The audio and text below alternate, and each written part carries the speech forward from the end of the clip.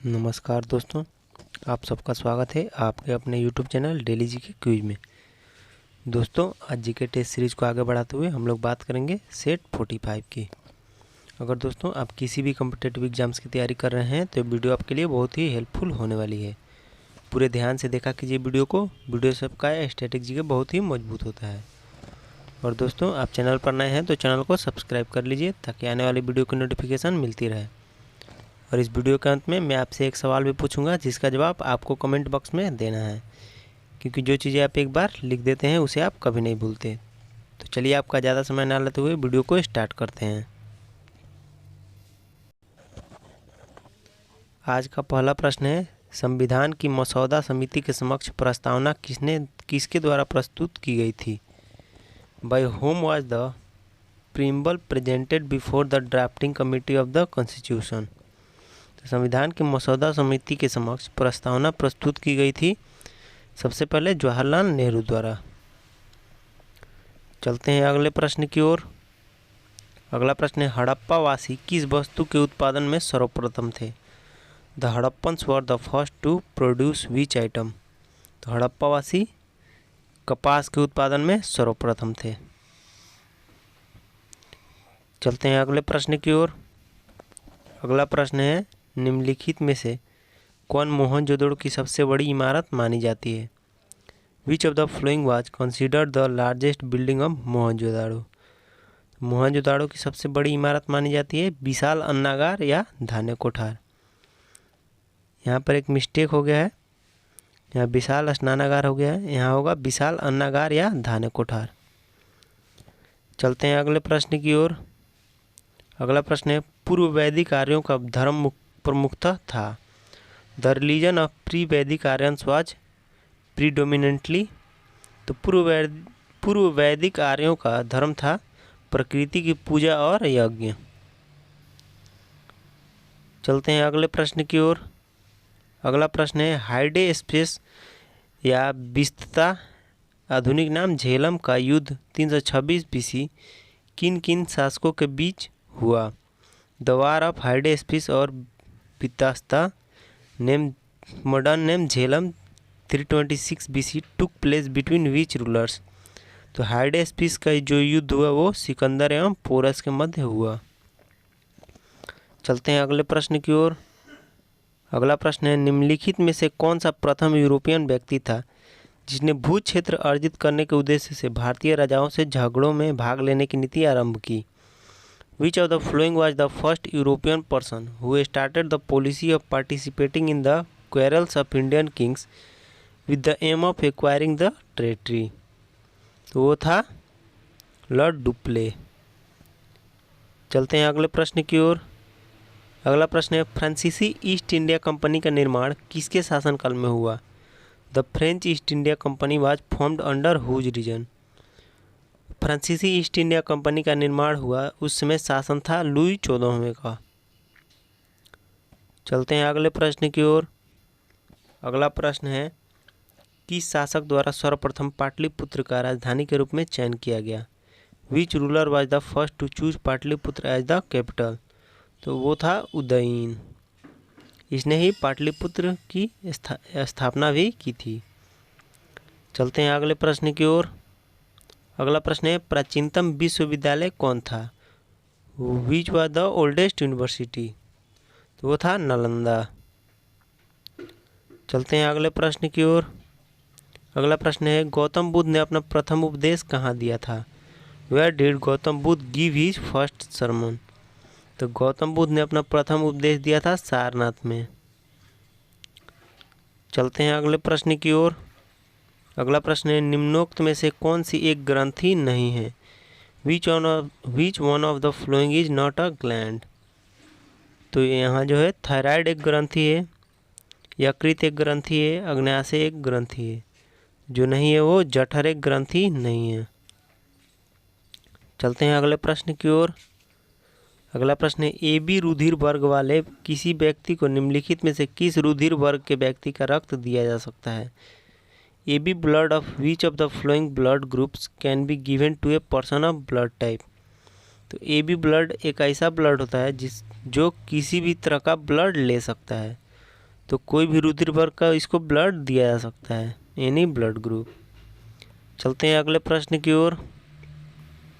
अगला प्रश्न है मानव शरीर में श्वसन कार्य का केंद्रीय नियंत्रण कहाँ से होता है?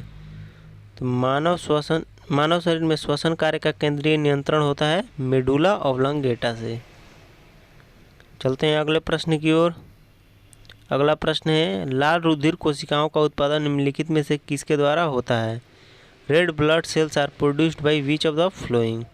तो लाल रक्त कोशिकाओं का निर्माण होता है अस्थि मज्जा में। चलते हैं अगले प्रश्न की ओर। अगला प्रश्न है शरीर की सर्वाधिक प्रबल अस्थि होती है which is the most powerful bone of the body? तो शरीर की जो सर्वाधिक प्रबल अस्थि होती है वो जबड़े की अस्थि होती है।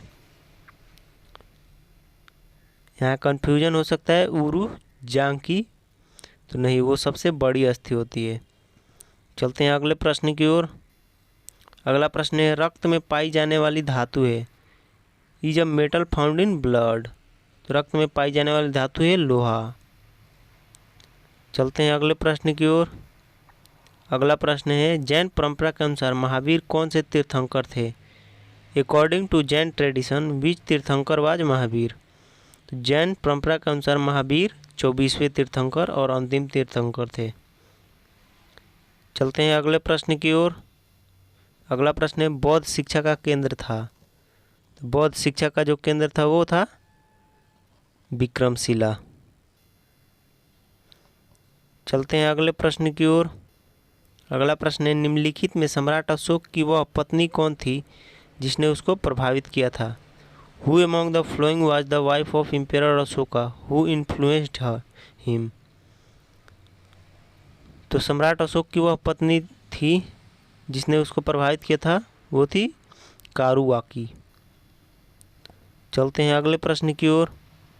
अगला प्रश्न है मेगास्थनीज की पुस्तक का नाम क्या है? What is the name of the book of Megasthenes? Megasthenes की पुस्तक का नाम है इंडिका। चलते हैं अगले प्रश्न की ओर। अगला प्रश्न है चरक किसके राज चिकित्सक थे? हुज रॉयलिस्ट वाज चरक? तो चरक थे कनिष्क के राज चिकित्सक। चलते हैं अगले प्रश्न की ओर। अगला प्रश्न है संविधान सभा का सदस्य कौन नहीं था? Who was not a member of the constituent assembly? तो संविधान सभा का सदस्य नहीं था, महात्मा गांधी जो थे संविधान सभा का सदस्य नहीं थे। चलते हैं अगले प्रश्न की ओर। अगला प्रश्न है भारत की संविधान सभा की पहली बैठक की अध्यक्षता किसने की थी? Who chair the first meeting of the constituent assembly of India? तो वो थे डॉक्टर सच्चिदानंद सिन्हा। चलते हैं अगले प्रश्न की ओर। अगला प्रश्न है किस संवैधानिक संशोधन विधेयक द्वारा संसद ने मतदान की आयु को कम करके 21 से 18 वर्ष किया? By which constitutional amendment bill did the parliament reduce the voting age from 21 to 18 years? तो संवैधानिक संशोधन विधेयक था 61वां। चलते हैं अगले प्रश्न की ओर। अगला प्रश्न है निम्नलिखित में से वह महानतम कुषाण नेता कौन था जो बौद्ध बन गया था? Who among the following was the greatest Kushan leader who became a Buddhist? तो वो महानतम कुषाण नेता था कनिष्क। चलते हैं अगले प्रश्न की ओर। अगला प्रश्न है निम्नलिखित में से किसने सांची के स्तूप का निर्माण करवाया था? Who among the following built Sanchi stupa?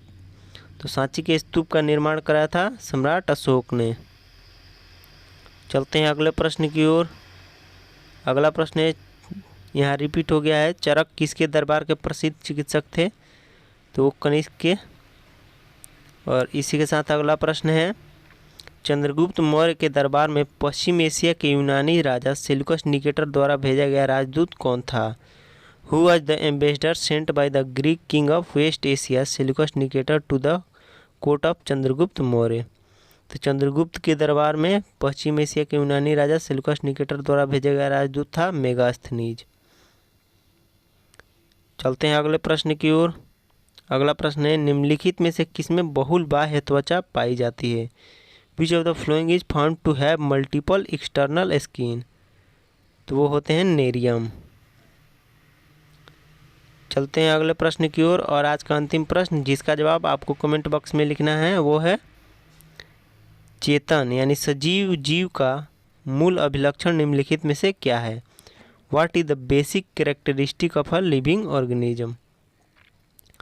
तो सजीव का मूल अभिलक्षण ऑप्शन ए है श्वास लेने की क्षमता, ऑप्शन बी है प्रजनन की क्षमता, ऑप्शन सी है संचालन की क्षमता और ऑप्शन डी है खाने की क्षमता। तो इसका जवाब आपको कमेंट बॉक्स में लिखना है। और आशा करते हैं दोस्तों आपको वीडियो पसंद आया होगा। अगर आपको वीडियो पसंद आया है तो like comment share and subscribe करना ना भूलें। Thank you.